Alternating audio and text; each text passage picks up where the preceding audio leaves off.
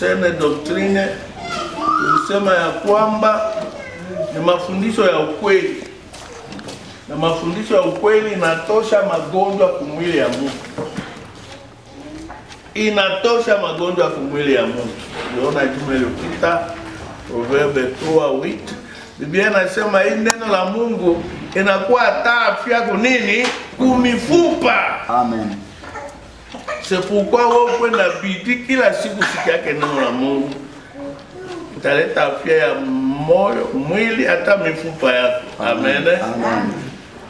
Tulisemea mingi. Tukasema kunakuwa mafundisho tatu.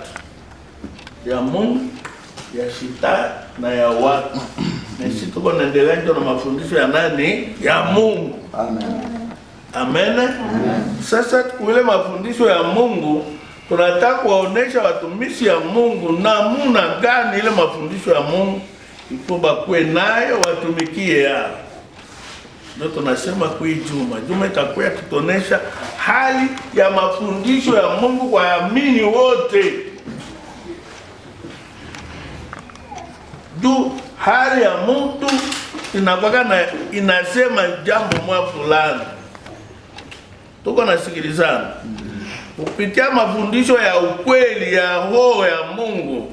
Mafundisho ya kweli ni maneno la Mungu. Tulisema juma iliyopita iko inspire a partir ya maandiko matakatifu. Na ile maandiko matakatifu ni neno la nini? La Mungu. Na ile neno la Mungu ndio iliumba vitu vyote na ikafanya vitu vyote.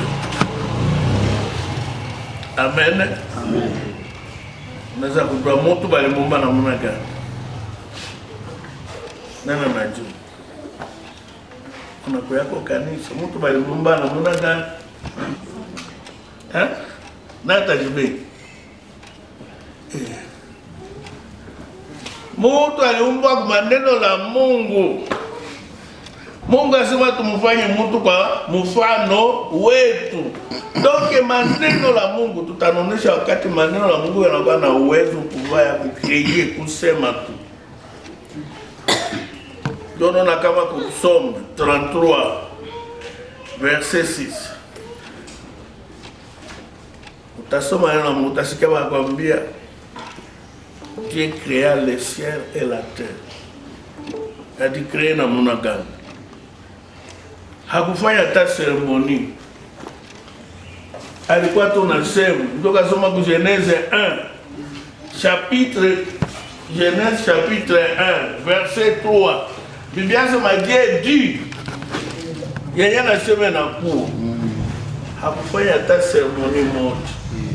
Ndio il faut ujue tuko na kuamene kusene doctrine ni masemeo ya Mungu. Et Dieu a créé toutes les choses. Mungu aliumba vitu yote na nini? Na masemeo tu.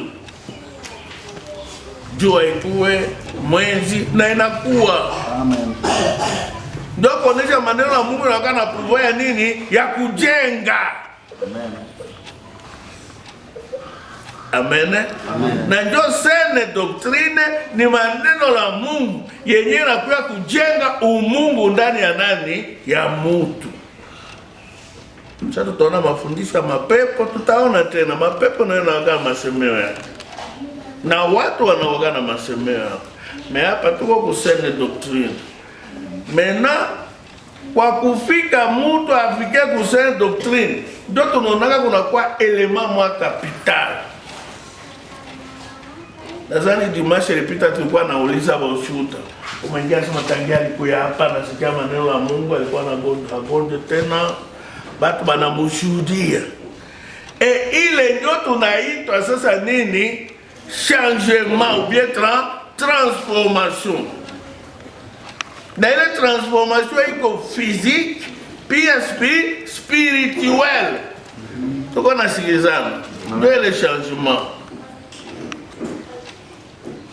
Iko physique et spirituel. Na ile changement inakuyaka ni wakati mtu yuko nasikia. Sasa yuko nasikia nini? Maneno la Mungu. Na ndio maneno la Mungu enda namupa form. Ndio basi wakati walikuwa wanajenga nyumba ya Mungu ya kiroho, hautasikia nini? Makelele. Jua ni neno la Mungu wakati iko nahubiriwa, iko naenda na jenga umungu kati ya mtu. Hautasikia hata nini? Makelele. Me utaona tu nyuma nini? Transformation, changement. Alléluia. Amen. Amen. Amen. Tusome kwa maandiko matakatifu. 2 Corinthiens chapitre 5 verset 17.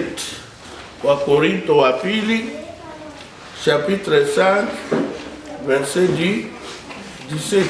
Tunasoma katika maneno ya zamani yamepita, tazama maneno yote yamekuwa mapya. Amen. Amen. Amen. Tunaketi tunamchambia Yesu Kristo. Biblia nasema kama mtu anakuwa mpya kati ya nani? Ya Yesu Kristo. Huyu mtu anakuwa mpya kati ya Yesu Kristo. Biblia inatuambia nini? Mambo za zamani zinafanya nini? Inapita. Naangalia mambo inakuwa kwa huyu mtu nini? Mpya. Amen. Amen. Eske tuko nasikiliza? Nini tafanya ke ndani ya huyu mtu mambo ya zamani ipite na akwe na mambo nini? Mapya. Nini? Ni kusikia neno la Mungu. Ndio inakuwa na change vile mtu uko nasikia. Ile kusikia inakuwa ita transformation spirituelle. Inakuwa inajenga mtu katika kiroho. Na kusikia utasikia mambo yote. Utasikia ndio mambo ya Mungu ndio najenga kiroho ndani ya nani? Ya mtu. Na ndio na mtu wale mtu esprit ya nani? Ya Mungu. Amen. Juu leo Roho Mtakatifu hata kuya sababu alifika siku ya Pentecoste anashuka. Ndio tona leo Pentecoste. Tuita Roho Mtakatifu. Est-ce que ça c'est vrai ça? Siku ya Pentecoste ndio alikuja kabisa. Ananime, anajite, anasepare, anajenga. Leo Roho ya Mungu, Roho Mtakatifu anaingia kwa Mungu, Roho ya Mungu ni wakati anasikia nini? Maneno la Mungu. Tuko nasikilizana. Amen. Na ndio maana unaibidi kila siku usikie yake neno la Mungu litakutransformer. Na ndio itakufanya kiumbe nini? Kipya. Na ndio mtu atangalia soko nasikia maneno la Mungu. Mtu atakongasha maneno. Huyu baba sali kuwaga hayaomba kule kanisa. Ubia alikuwa hayaomba. Alikuwa na tabia ya wizi, ya uongo, ya kunywa pombe, ya ukaaba na kadhalika. Mena wakati anasikia nini? Neno la Mungu. Inamkataza nini? Uongo. Na yana ikubali ile neno la Mungu. Anakamata hatua kwa maisha yake hata sema nini? Uongo tena. Na ndio na transformation. Inamfanya mtu anakuwa mtu nini? Mpya. Juta okazi yote tamukuya ya bongo. Hata sema bongo. Jasha yana kwa maandiko. Jean 8:44 inasema nini? Mtu wote mwae kusema uongo iko nani? Mtu wa nani? Shetani. Sasa ndani mwake atakuwa na culpabilité. Atakuwa deja na hukumiwa. Ndio anasema uongo. Ndio na mtu mwingine akafanya hata ubaya ndani mwake, c'est ça culpabiliser. Ndio nini? Neno la Mungu yenyewe lisikia ndio anakuwa na mkondane. Na ndio anakuwa na mjugé, anasema je ne vous juge pas. Mais cette parole que je vous ai donnée, vous jugez déjà. Tuko nasikilizana.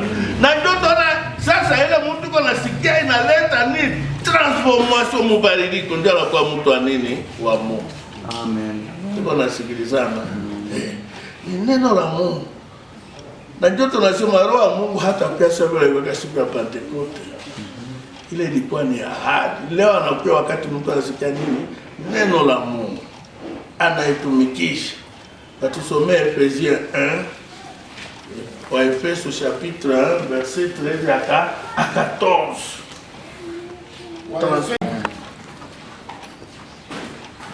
ndani yake ninyi vile vile, wakati mliposikia neno la kweli, habari njema ya wokovu wenu, ndani yake mmekwisha kuamini vile vile na kutiwa muhuri wa Roho Mtakatifu ya ahadi.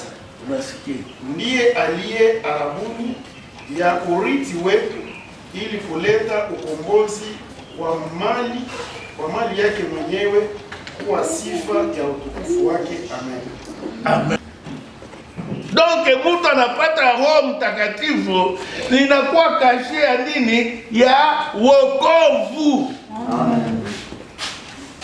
Juu ile muhuri mtu anaipata ni kuneno la Mungu, na Mungu ni neno, na ndio sasa kanisa tanyanyuliwe, itakuwa kwa levema. Yesu atakuwa anasema ndio kuhewa, ndio dunia mzima wale bebiko na muhuri ya nini? Ya Roho Mtakatifu. Sitaji wenyewe wasikia maneno ya Mungu ya kweli, ndio batanyanyuliwa kumulaki Bwana hewani partout. Dunona kama hema haikwake na benda, haikwake na nani na bulula chuma yote, ni mpaka chuma yenyeko na matiere hematiki ndio inabenda, na ndio Mungu yeye ni neno. Sasa kwenda kwa kuhewa atabulula batu bote benye banasikia neno na Mungu, banaitumikisha ndio banakuwa na nini? Na muhuri ya Saint-Esprit ndio tabanyanyua. C'est pourquoi Yesu anasema ku Jean 6 verset 63 tena 68, anasema cette parole que je vous ai donnée est vie et esprit. Hii neno la Mungu na wapa inakuwa na nini? Na maisha ya kimungu, na inampa mtu roho ya nani? Ya Mungu.